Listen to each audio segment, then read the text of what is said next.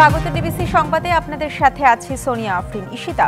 বেশি কাটাছেঁড়া না করে দ্রুত নির্বাচন দেওয়ার দাবি জানিয়েছেন বিএনপি মহাসচিব মির্জা ফখরুল ইসলাম আলমগীর। তিনি বলেন, ক্ষমতায় যেতে নয়, দেশের স্থিতিশীলতা এবং জনগণের কল্যাণে নির্বাচন চায় বিএনপি। দুপুরে জাতীয় প্রেস ক্লাবে জাতীয় বিপ্লব ও সংহতি দিবস উপলক্ষে আলোচনা সভায় একথা বলেন মির্জা ফখরুল। অন্তর্বর্তী সরকারের কারণ রাজনৈতিক অভিজ্ঞতা নেই বলেও মন্তব্য করেন তিনি। বিএনপি মহাসচিব বলেন, গণতান্ত্রিক পরিবেশ ফিরিয়ে আনার বিষয়টিকে সবার আগে প্রাধান্য দেওয়া উচিত, কারণ দ্রুত নির্বাচন না হলে সমস্যা আরও বাড়বে, আর এর সুযোগ নিচ্ছে স্বৈরাচার সরকারের দোসররা। মির্জা ফখরুল বলেন, বিএনপি চায় না শেখ হাসিনা ফেরত আসুক।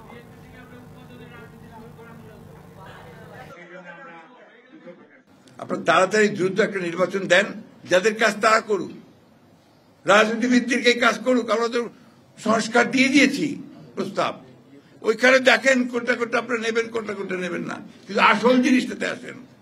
নির্বাচন কমিশনকে ঠিক করে আপনার একটা দ্রুত নির্বাচন ব্যবস্থা দেন। আমরা এই কথা তো বলে নিই, এত তারিখের মধ্যে দেন, এত তারিখের মধ্যে দেন। আমরা যে রোড ম্যাপ দেন, কবে কি করবেন আপনারা জানান, তো এটা আমরা জানাতে পারবো না। সেটা জানালেও তো মানুষের মধ্যে একটা আস্থা আসবে, যেটা এত তারিখের মধ্যে একটা হবে। বাংলাদেশে নিরপেক্ষ ও জনগণের মতামত প্রতিফলিত হবে নির্বাচনে, এমন প্রত্যাশা কমনওয়েলথের। আর নির্বাচন ব্যবস্থা সংস্কার কমিশনের প্রধান ডক্টর বদিউল আলম মজুমদার সংস্কার কাজে কমনওয়েলথের পূর্ণ সমর্থনের আশ্বাসে স্বস্তি প্রকাশ করেন। আগামী নির্বাচন ব্যবস্থা কেমন হতে পারে, সুষ্ঠু, অবাধ ও নিরপেক্ষ নির্বাচন করার প্রস্তুতি বা কেমন, বিস্তারিত জানতে মঙ্গলবার সকালে নির্বাচন ভবনে নির্বাচন ব্যবস্থা সংস্কারের সাথে কমনওয়েলথের 5 সদস্যের প্রতিনিধি দল। প্রায় 1 ঘন্টার বৈঠক হয়। বৈঠক শেষে বিস্তারিত জানান সংস্থার সহকারী মহাসচিব ও নির্বাচন ব্যবস্থা সংস্কার কমিশনের প্রধান। তারা বলেন, নির্বাচন যেন জনগণের নিজেদের মতামত প্রকাশ করার সুযোগ পায় তা নিয়ে আলোচনা হয়। The Commonwealth came here to observe elections. বাংলাদেশের সবশেষ নির্বাচন ব্যবস্থার পরিপ্রেক্ষিতে আমরা মনে করি, আগামী নির্বাচনে বাংলাদেশে নির্বাচন কমিশন ব্যবস্থা সংস্কার নিয়ে যারা কাজ করছে তারা খুব ভালো করছে। আমরা আগামী নির্বাচনে কমনওয়েলথের পক্ষ থেকে সহায়তা করব। আশা করি ভালো নির্বাচন হবে। Bangladesh will be a success story for the Commonwealth and for the whole world. তো ওনারা চাচ্ছেন যে আমাদের দেশে একটা সুষ্ঠু নিরপেক্ষ নির্বাচন হোক, এবং এই নির্বাচন সুষ্ঠু নিরপেক্ষ নির্বাচন নিশ্চিত করার ব্যাপারে ওনারা সহায়তা করতে চান। সেই আগ্রহেই এবং সেই উদ্দেশ্য নিয়ে ওনারা এখানে এসেছেন। অন্তর্বর্তী সরকার গত 23 অক্টোবর নির্বাচন ব্যবস্থা সংস্কার কমিশন গঠন করে। এর আগে এবছরের জানুয়ারি মাসে দ্বাদশ জাতীয় সংসদ নির্বাচনের সার্বিক প্রস্তুতি ও ভোটের চ্যালেঞ্জ নিয়েও কথা বলেছিলেন কমনওয়েলথের নির্বাচনী পর্যবেক্ষক দল। নূপুর মাহমুদ, ডিবিসি নিউজ, ঢাকা। রাজধানীতে ডিপ্লোমা ইঞ্জিনিয়ারিং ইনস্টিটিউটের রাষ্ট্র কাঠামো মেরামতে 31 দফা ও জনসম্পৃক্তি আলোচনা সভায় ভার্চুয়ালি যুক্ত হয়ে বক্তব্য রাখছেন বিএনপির ভারপ্রাপ্ত চেয়ারম্যান তারেক রহমান। আমরা সরাসরি চলে যাচ্ছি সেখানে।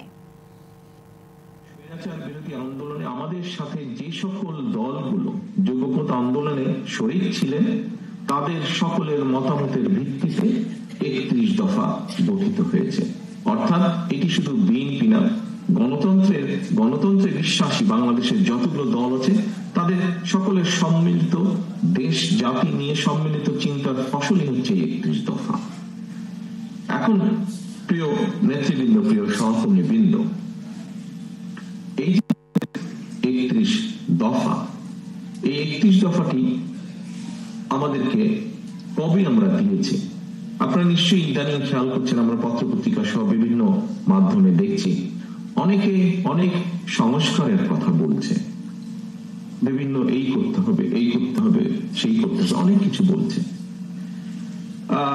আমাদের বিএনপির পক্ষ থেকে দেশ জাতি নিয়ে চিন্তা, আমরা 2 বছর আগে যখন কেউ এই নিয়ে চিন্তাও করে, দেশের এই বিষয়গুলো নিয়ে চিন্তা করেনি, সেই সময় আপনাদের দল বাংলাদেশ জাতীয়তাবাদী দল 27 দফা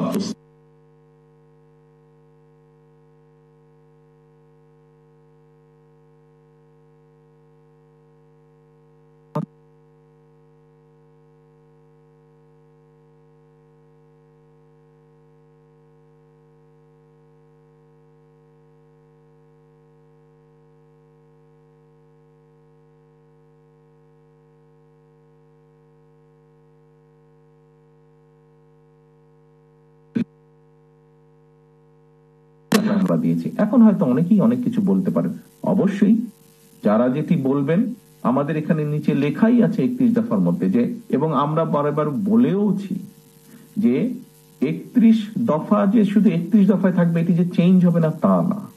এর ভিতরে যদি ভালো কোনো বিষয় যদি ভালো গ্রহণ করব, অবশ্যই সেটির আলোকে, সেটি সকলের কাছে গ্রহণযোগ্য হলে, সেটির আলোকে আমরা যদি রাষ্ট্র পরিচালনার দায়িত্বে থাকি, সেটির আলোকে অবশ্যই আমরা দেশের পলিসি গ্রহণ করব। এটি প্রস্তাব সকলের কাছে, সকল মানুষের কাছে। কেউ যদি ভালো কিছু দেন অবশ্যই আমরা তা গ্রহণ করব। এখন প্রিয় সহকর্মীবৃন্দ, এখানে আমি জয়েন করার পর আমরা এই ব্যাপারে কতটুকু কিভাবে যাব, আমার মনে হয় আপনারা এখানে আজকে যারা উপস্থিত আছেন আপনারা সকলে পোড় খাওয়া নেতৃত্ব। ক্যামেরার পেছনে যে আছেন প্লিজ আমাকে সামনে যে অডিয়েন্স আছে ওনাদের দিকে ফোকাস করুন। Thank you.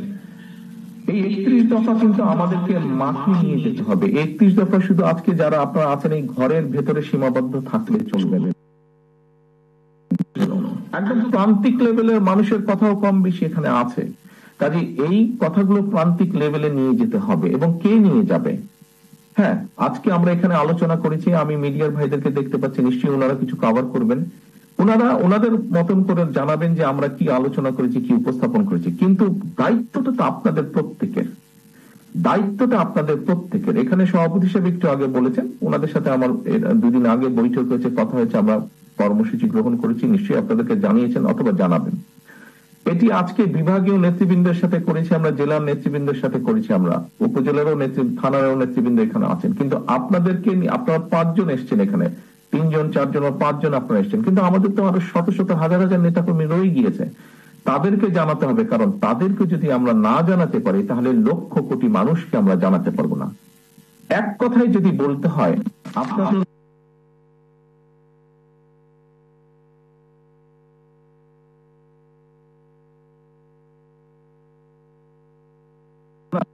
বলবো না, বরং আমরা ছোট ছোট ছোট ছোট উঠান বৈঠক করব, গ্রামে গ্রামে করব, ইউনিয়নে করব, ছোট ছোট উঠান বৈঠক। এক কথায় যদি বলতে হয় আপনাদেরকে সেই প্রস্তুতি নিতে হবে।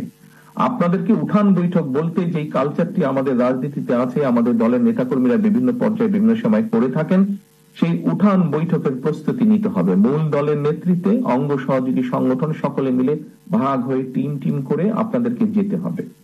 এখানে একটু আগে একটি কার্টুনের মধ্যে করে সকল জেলার নেতৃবৃন্দের কাছে সিম্বলিক ভাবে উপস্থাপন করা, গিফট আকারে দেওয়া হয়েছে কার্টুন। সেখানে আমরা কেন্দ্র থেকে লিফলেট এবং ছোট বইগুলো সেখানে দিয়েছি। তবে এটি যথেষ্ট নয়।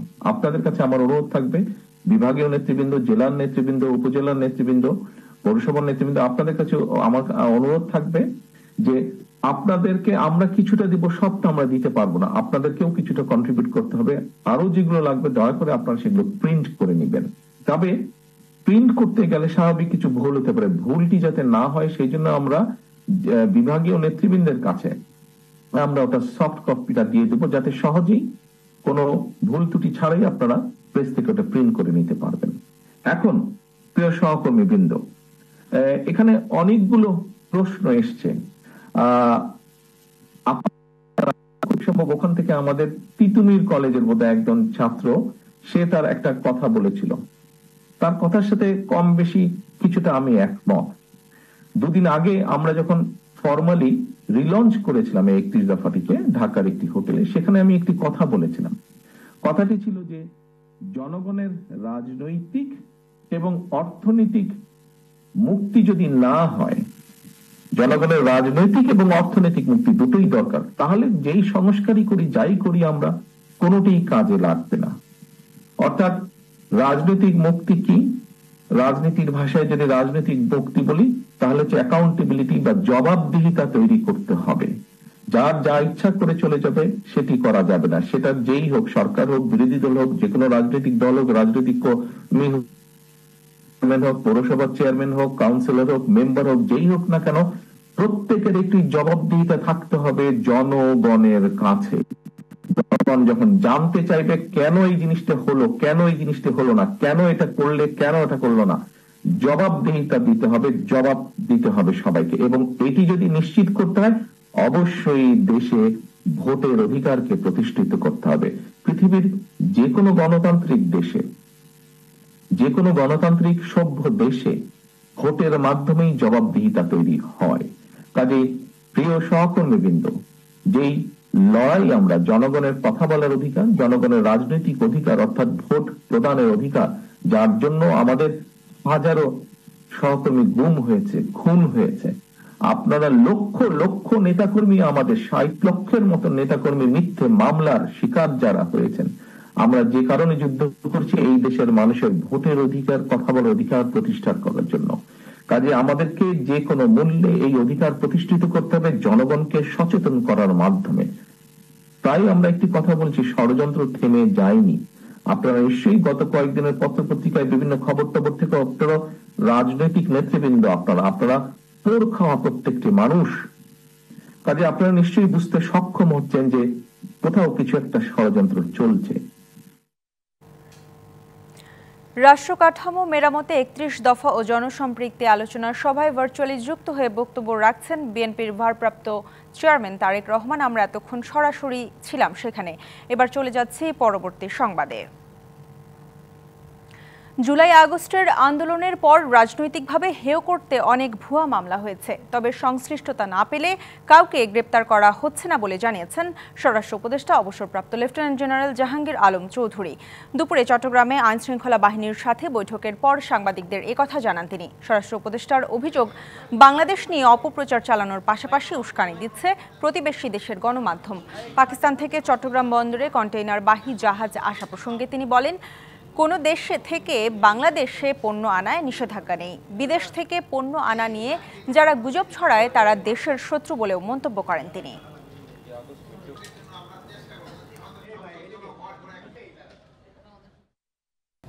ভুয়া মামলা এখানে সবচেয়ে বেশি। আগে ভুয়া মামলা করতো আমার পুলিশ, যেখানে 10টা নাম দিত, 50টা বেনামি দিত। কিন্তু এখন হচ্ছে কি, জনগণ দিচ্ছে 10টা নাম, 50টা বেনামি। এই জন্য আপনি যেন কোনো অবস্থায় হেরাস না হন, এই জন্য তো আমরা ব্যবস্থা নিচ্ছি।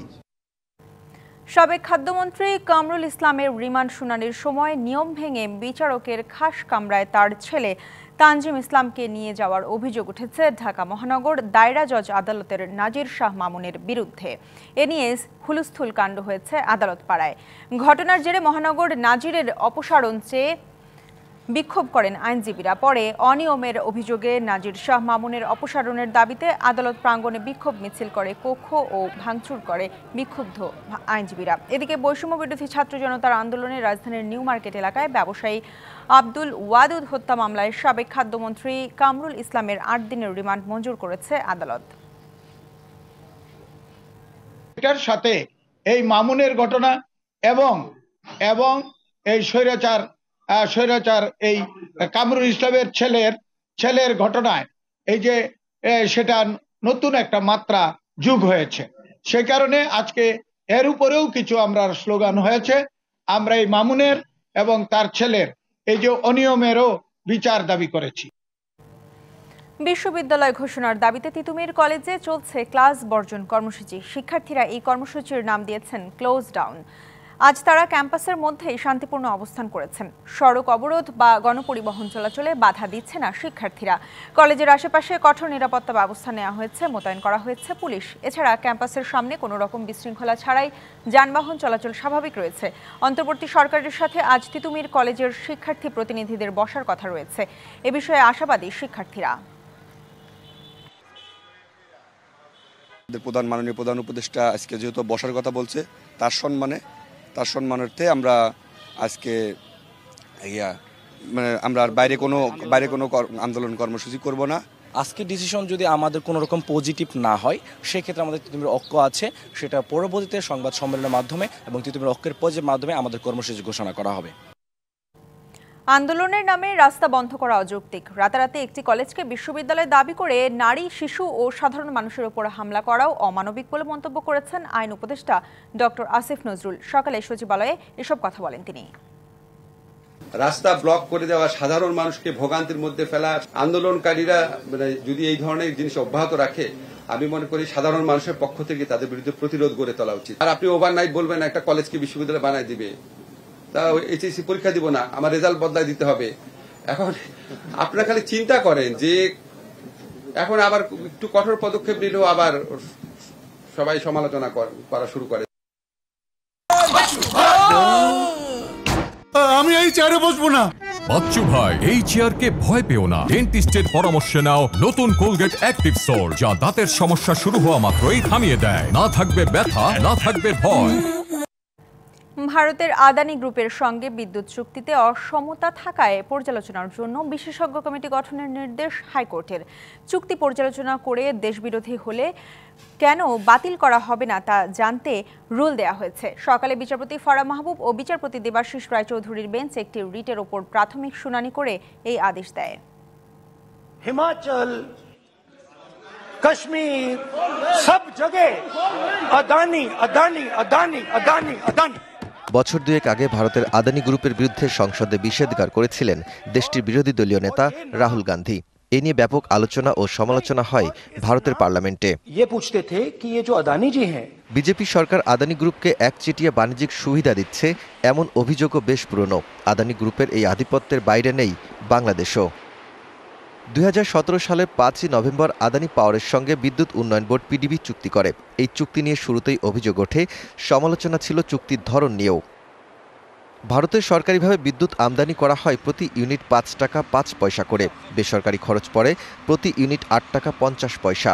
আর বাংলাদেশ আদানি গ্রুপের কাছ থেকে ইউনিট প্রতি কেনে 14 টাকায়। একই বিদ্যুৎ নেপাল থেকে কিনতে খরচ পড়ে 8 টাকা। এসব বিষয়কে বিবেচনায় নিয়ে আদানির সঙ্গে কয়লা বিদ্যুৎ কেন্দ্রের চুক্তি পর্যালোচনা করার জন্য হাইকোর্টে একটি রিট দায়ের করা হয়। মঙ্গলবার হাইকোর্ট বেঞ্চ রিটের উপর প্রাথমিক শুনানি করে কয়েকটি আদেশ দেয়।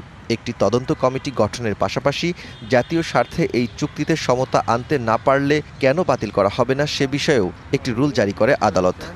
একটা কমিটি গঠন করতে নির্দেশ দিয়েছেন, হাই পাওয়ার্ড কমিটি। সেইখানের মধ্যে জ্বালানি বিশেষজ্ঞ থাকবেন, আন্তর্জাতিক খ্যাতিসম্পন্ন, এবং আন্তর্জাতিক খ্যাতিসম্পন্ন আইন বিশেষজ্ঞ থাকবেন, যারা এই চুক্তিটির সব টার্মস এন্ড কন্ডিশনস, আমাদের দেশের স্বার্থ পরিপন্থী কী কী আছে সেইগুলো বিশ্লেষণ করে আদালতের কাছে 2 মাসের মধ্যে একটা রিপোর্ট জমা দিবেন। দেশের স্বার্থবিরোধী চুক্তির সব নথি 1 মাসের মধ্যে হাইকোর্টে জমা দিতে নির্দেশ দেওয়া হয়েছে। অন্যায্য এই চুক্তিতে আদানির স্বার্থ রক্ষা হয়েছে বলে দাবি করেন রিটকারী আইনজীবী। এইটা এতই একপেশে ছিল, এখানে বাংলাদেশের স্বার্থ কোনোভাবেই রক্ষা করা হয় নাই, শুধুমাত্র আদানি গ্রুপের স্বার্থ রক্ষা করা হয়েছে বলে এইখানে প্রতীয়মান হয়েছে, যেটা সম্পূর্ণভাবে আপনার জননীতি এবং ন্যায্যতার পরিপন্থী। যে কোনো চুক্তিতে আগে দেশের স্বার্থ আর প্রতিবেশীর সঙ্গেও ন্যায্যতার ভিত্তিতে সুসম্পর্ক রাখার পরামর্শ দেয় high court. Daud Khan, DBC news, Dhaka. কিছু ব্যাংকের অবস্থা ভালো হচ্ছে, কিছু চলছে খুঁড়িয়ে খুঁড়িয়ে, কিন্তু বন্ধ হবে না কোনো ব্যাংক। সকালে সচিবালয়ের নিজ দপ্তরে সাংবাদিকদের একথা জানিয়েছেন অর্থ উপদেষ্টা ডক্টর সালেউদ্দিন আহমেদ। বলেন, আর্থিক খাতে প্রণীত সংস্কারের রূপরেখা বাস্তবায়ন হলে চুরি, মানি লন্ডারিং ও আর্থিক দুর্নীতি করতে ভয় পাবে দুর্নীতিবাজরা। এরই মধ্যে এ খাতে কিছু স্বল্পমেয়াদী সংস্কার করা হয়েছে, তবে মধ্য ও দীর্ঘমেয়াদী সংস্কারের রূপরেখা প্রণয়ন করতে সময় লাগবে। আর্থিক খাতের দুর্নীতিতে ভয়াবহ অবস্থা ছিল, তবে 100 দিনে নানা উদ্যোগ গ্রহণ করায় ঘুরে দাঁড়াচ্ছে সবকিছু। বাজেটের ব্যয় কমানোর উদ্যোগ নেওয়া হয়েছে। সরকারি কর্মকর্তা যারা আছেন তাদের বেতন ভাতা আটকাবে না বলে জানান ডক্টর সালেউদ্দিন আহমেদ।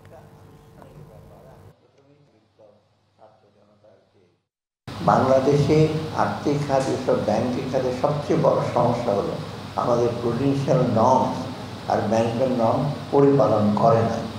ইমিডিয়েট আমাদের হলো ব্যাংকগুলোকে স্যালভেজ করা, যেগুলো চলছে ভালো করে, ইনক্লুডিং আমার ন্যাশনালাইজড ব্যাংকগুলো।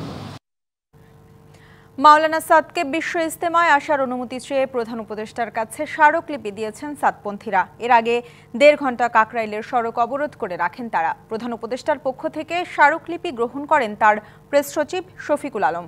এ সময় আশ্বাস পেয়ে সড়ক ছেড়ে দেন সাদপন্থীরা। এর আগে সকাল 9টায় প্রধান উপদেষ্টার বাসভবন যমুনার উদ্দেশ্যে যাত্রা শুরু করেন তাবলিগ জামাতের সাদপন্থীরা। তবে পুলিশের বাধার মুখে প্রধান বিচারপতির বাসভবনের বিপরীত পাশে অবস্থান নেন তারা। পরে তাদের একটি প্রতিনিধি দলের সাথে কথা বলেন প্রধান উপদেষ্টার প্রেস সচিব। একটাই দাবি, মাওলানা সাদ সাহেবকে যেন আগামী 5 দিনের জোরে এবং ইজতেমাতে আমরা আনতে পারি। এই দাবিটা পূরণ করার জন্য যা করার দরকার ওনারা চেষ্টা করবেন বলে কথা দিয়েছেন। আর আমরা সাগ্রহে অপেক্ষা করছি যে জনাব ইউনূস কখন আমাদের সাথে বসেন, কুইকেস্ট টাইমে আমাদের সাথে বসবেন এবং আমাদের সমস্যার সমাধান করবেন। আমাদের একটা মাত্র দাবি, সারা বিশ্বের আমির মাওলানা সাদ সাহেব বাংলাদেশের ইজতেমায় আসবেন। ডিবিসি সংবাদে নিচ্ছে একটি বিরতির সঙ্গে থাকুন। স্বাগত আরেকবার ডিবিসি সংবাদে। গাজীপুরে বেক্সিমকো ইন্ডাস্ট্রিয়াল পার্কের শ্রমিকেরা বকেয়া বেতনের দাবিতে চক্রবর্তী এলাকায় চন্দ্রানবীনগর সড়ক অবরোধ করে চতুর্থ দিনের মতো বিক্ষোভ করেছে। পুলিশ জানায় বেক্সিমকো ইন্ডাস্ট্রিয়াল পার্কে পোশাক ও সিরামিক কারখানার শ্রমিকেরা সপ্তাহখানেক ধরেই সড়ক অবরোধ করে অক্টোবরের বকেয়া বেতন পরিশোধের দাবি জানাচ্ছে। গতকাল সকাল থেকে রাত 11টা পর্যন্ত 13 ঘণ্টা চন্দ্রানবীনগর সড়ক অবরোধ করে রাখে। আজ সকাল 10টা থেকে আবার ওই সড়ক অবরোধ করে 1 মাসের বকেয়া বেতন পরিশোধের দাবি জানান শ্রমিকরা। এদিকে জিরানি এলাকায় ডরিন গ্রুপের 3টি কারখানা শ্রমিকরা চন্দ্রানবীনগর সড়ক অবরোধ করে বিক্ষোভ করেছেন। শ্রমিকদের দাবি, বকেয়া বেতন পরিশোধের আশ্বাস না পেলে এবং কারখানা খুলে দেওয়ার দাবি আদায় না হলে তারা মহাসড়ক ছেড়ে যাবে না। রাজশাহীর সারদা পুলিশ একাডেমিতে 40তম এএসপি ও ক্যাডেট এসআইদের প্রশিক্ষণ সমাপনী কুচকাওয়াজ আবারও স্থগিত করা হয়েছে। 24শে নভেম্বর তাদের সমাপনী কুচকাওয়াজ হওয়ার কথা ছিল। একই সঙ্গে স্থগিত করা হয়েছে 26শে নভেম্বরের 40তম ক্যাডেট এসআইদের সমাপনী কুচকাওয়াজও। পুলিশ সদর দপ্তরের জারি করা পৃথক বিজ্ঞপ্তিতে এ তথ্য জানানো হয়। সারদা পুলিশ একাডেমিতে বর্তমানে 38তম বিসিএস পুলিশ ব্যাচের 3 জন এবং 40তম বিসিএস এর পুলিশ ব্যাচের 63 জন সহ মোট 66 জন শিক্ষানবিশ সহকারী পুলিশ সুপার 1 বছর মেয়াদী মৌলিক প্রশিক্ষণ নিচ্ছেন। 20শে অক্টোবর তাদের প্রশিক্ষণ সমাপনী কুচকাওয়াজ প্রথম দফায় স্থগিত করা হয়। ডিবিসি নিউজের ব্যবস্থাপনা পরিচালক শহীদুল আহসানের শাশুড়ি আয়েশা বেগমের দাফন সম্পন্ন হয়েছে। সকালে রাজধানীর উত্তর বাড্ডার নিজ বাড়িতে মারা যান তিনি। আয়েশা বেগমের 3 ছেলে ও 4 মেয়ে। পরিবার পরিজন নিয়ে উত্তর বাড্ডায় তিনি বাস করতেন।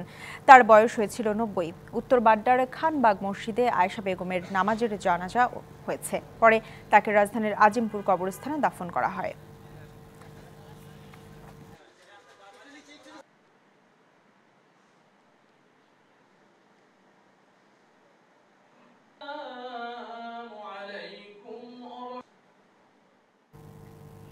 সেন্ট মার্টিন ভ্রমণে পর্যটক সীমিত করা এবং রাত্রিযাপন নিষিদ্ধ সহ বিভিন্ন বিধি নিষেধ প্রত্যাহারের দাবিতে কক্সবাজার শহরে সড়ক অবরোধ করে মানববন্ধন ও অবস্থান কর্মসূচি পালন করেছে দ্বীপটির বাসিন্দারা।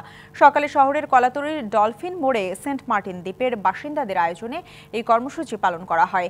এ সময় দ্বীপের বাসিন্দারা কাফনের কাপড় পরে সড়কে অবস্থান নেয়। এতে বক্তারা বলেন, পরিবেশ রক্ষায় পর্যটক সীমিত করা সমাধান নয়, এজন্য দ্বীপবাসীর জীবিকার কথা চিন্তা করেই সিদ্ধান্ত নিতে হবে। দ্বীপবাসীর পাশাপাশি হোটেল, মোটেল, রেস্তোরাঁ ও ট্যুর অপারেটর অ্যাসোসিয়েশন সহ পর্যটন সংশ্লিষ্ট বিভিন্ন প্রতিষ্ঠানের 1000-এর বেশি কর্মকর্তা কর্মচারী এতে অংশ নেন। ডিবিসি সংবাদে নিচ্ছে আরেকটি বিরতির সঙ্গেই থাকুন। স্বাগত আরেকবার ডিবিসি সংবাদে। যথাযোগ্য মর্যাদায় দাফন করা হলো স্বাধীন বাংলা ফুটবল দলের অধিনায়ক জাকারিয়া পিন্টুকে। এর আগে মোহামেডান ক্লাব চত্বর ও বাফুফে প্রাঙ্গণে অনুষ্ঠিত হয় জাতীয় ফুটবল দলের প্রথম অধিনায়কের জানাজা। সেখান থেকে তার মরদেহ নেওয়া হয় জাতীয় প্রেস ক্লাবে। চিরচেনা মোহামেডান ক্লাব চত্বরে তাকে শেষবারের মতো সম্মান জানাতে হাজির হন মেজর হাফিজ মোসাদ্দেক হোসেন ফালু, বাংলাদেশ ফুটবল দলের সাবেক অধিনায়ক আমিনুল হক, ক্রিকেট সংগঠক মাহবুব আনাম সহ জাকারিয়া পিন্টুর সতীর্থ বিভিন্ন ফেডারেশনের কর্তা ও ক্রীড়ানুরাগীরা। মোহামেডান ক্লাব থেকে পিন্টুর মরদেহ নেওয়া হয় বাফুফে প্রাঙ্গণে। সেখানে অনুষ্ঠিত হয় দ্বিতীয় জানাজা। এরপর জাতীয় প্রেস ক্লাবে তৃতীয় জানাজায় উপস্থিত ছিলেন বিএনপি মহাসচিব মির্জা ফখরুল ইসলাম আলমগীর ও প্রবীণ ক্রীড়া সাংবাদিক কামরুজ্জামান। এরপর রাষ্ট্রীয় মর্যাদায় বুদ্ধিজীবী কবরস্থানে দাফন করা হয় এই সাবেক ডিফেন্ডারকে। সোমবার 81 বছর বয়সে শেষ নিঃশ্বাস ত্যাগ করেন তিনি। উনি ইন্তেকাল করেছে ঠিকই, কিন্তু ওনার যে শিক্ষা, ওনার যে চেতনা, ওনার যে মূল্যবোধ যেগুলো আমরা শিখেছি, ধারণ করেছি, এখন আমাদের দায়িত্ব থাকবে যে উনি যেন আমাদের কর্মের মাধ্যমে অমর হয়ে থাকে। জনগণ তাকে দীর্ঘদিন মনে রাখবে। বিশেষ করে মুক্তিযুদ্ধকালে স্বাধীন বাংলা ফুটবল দলের হয়ে তিনি খেলাধুলায় অংশগ্রহণ করেছেন। পিন্টু ভাই এই ক্লাবে শুধু খেলেনি, এই ক্লাবের বিভিন্ন সময়ে ক্লাবের উন্নয়নের জন্য নেতৃত্ব দিয়েছেন। সকল সময় পিন্টু ভাই আমার সাথে ছিলেন। এই ক্লাবের উন্নয়নে তার ধারণা ছিল। আইপিএল এর চূড়ান্ত নিলামে নাম রয়েছে সাকিব আল হাসানের, তবে শেষ পর্যন্ত দল পাবেন কি? সাম্প্রতিক সময়ে ফ্র্যাঞ্চাইজিগুলোর চাহিদা আর সাকিবের সাম্প্রতিক পারফরমেন্স বলছে এবারের আইপিএলে তার দল পাওয়ার সম্ভাবনা একেবারেই কম। চলতি মাসের শেষ সপ্তাহে হবে আইপিএলের 2 দিন ব্যাপী নিলাম। সেখানে সাকিব আল হাসান সহ রয়েছেন 12 টাইগার ক্রিকেটার। তাদের মধ্যে আইপিএল খেলার অভিজ্ঞতায় সবচেয়ে এগিয়ে সাকিব। তবে এবারের আইপিএলে দল পাওয়ার রেসে অনেকটাই পিছিয়ে দেশসেরা এই অলরাউন্ডার। বর্তমানে আইপিএলে জয় জয়কার হার্ড হিটার ব্যাটারদের। ভারতীয় লোকাল ক্রিকেটাররাই ফোটাচ্ছেন রানের ফোয়ারা। সবশেষ আসরেই রান উঠেছে ওভার প্রতি 9-এর বেশি। তাই নিলামে ফ্র্যাঞ্চাইজি মালিকদের পছন্দের শীর্ষে থাকেন ওভার বাউন্ডারি হাঁকানো এক্সপার্টরা। সাকিব আল হাসানের স্ট্রাইক রেটটাই এবারে তার দল পাওয়ার রেসে সবচেয়ে বড় বাধা। তার উপর সাকিব থাকছেন বিদেশি কোটায়। তার স্ট্রাইক রেটে ব্যাট করার মতো ক্রিকেটার লোকালদের মধ্যেই ভুরি ভুরি। সেক্ষেত্রে ফরেন কোটায় পছন্দের তালিকায় সাকিব থাকবেন নিচের দিকেই। সাম্প্রতিক সময়ে সাকিবের পারফরমেন্স গ্রাফটাও খুব একটা আকর্ষণীয় হবে না ফ্র্যাঞ্চাইজিগুলোর সামনে। আন্তর্জাতিক টি20 থেকে এরই মধ্যে অবসরে গেছেন সাকিব, বয়সটাও 37।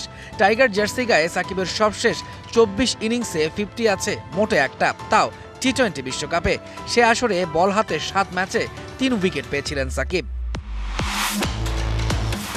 আইপিএলে সাকিব সবশেষ মাঠে নেমেছিলেন 2021 সালে। সেখানে দেখা যায়নি পুরনো সাকিবকে। ব্যাট হাতে সুযোগ পেয়েছেন কম, তবে কাজে লাগাতে পারেননি সেটাও। বল হাতে 8 ম্যাচে পেয়েছিলেন মোটে 4 উইকেট। এই টুর্নামেন্টে সাকিবের সেরা সময় ছিল 10 বছর আগে। 2014 সালে 13 ম্যাচে 11 ইনিংস ব্যাট করে তুলেছিলেন 227 রান, উইকেট ছিল 11টা। তবে বর্তমান পরিস্থিতি একেবারেই আলাদা, আর সেটা বুঝেই নিজের ভিত্তিমূল্য কমিয়ে 1 কোটিতে নামিয়ে এনেছেন সাকিব। তবে এরপরও তার দল না পাবার সম্ভাবনাটাই বেশি। তৌহিদুল ইসলাম, ডিবিসি নিউজ ডেস্ক। ডিবিসি সংবাদ এই ছিল এখনকার মতো। ডিবিসি নিউজের সংবাদগুলো পড়তে ভিজিট করুন dbcnews.tv আর ভিজিট করুন ডিবিসি নিউজের ফেসবুক পেজ এবং ইউটিউব চ্যানেল। ডিবিসির সঙ্গে থাকুন।